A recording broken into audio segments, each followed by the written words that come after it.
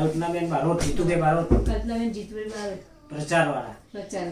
તમારે સાયટિકાની તકલીફ હતી, આખી કમરમાં તકલીફ, આખી કમરની તકલીફ હતી. તમારા દવાથી ઘણો ફેર પડ્યો છે. કેટલી વખત આપણો અગ્નિકર્મ કર્યું? 3 વાર. 3 વાર અગ્નિકર્મ કર્યું. તમે પૂરેપૂરો વિશ્વાસ રાખ્યો અને દવા 1.5-2 મહિના ખાધી. 2 મહિના ખાઈ કમ્પ્લીટ ખાધી. ઘણી જગ્યાએ બતાવી દો. 4 થી 5 ડોક્ટરો બદલે પણ તમારી દવાની અસર જલ્દી થઈ ગઈ. અને હવે કાયમ માટે મટી. કાયમ માટે મટી ગઈ. ત્યાં જ્યાં સુધી દવા લે ત્યાં સુધી રાહત રહેતી. હા, આને તો અહીંયા તો કસ્તી દવા 8 મહિનાથી કસ્તી દવા નહીં ખાતી મેં. કોઈ દવા નહીં તો કોઈ દવા નહીં. હા, કોઈ દવા નહીં. વધતા તમે યોગ કરો છો. યોગ કરીએ છીએ. સરસ સરસ. 100% રિઝલ્ટ મળ્યું? 100% રિઝલ્ટ મળ્યું. કોઈને કહેવા જેવું ખરું ને? હા, કહેવા જેવું.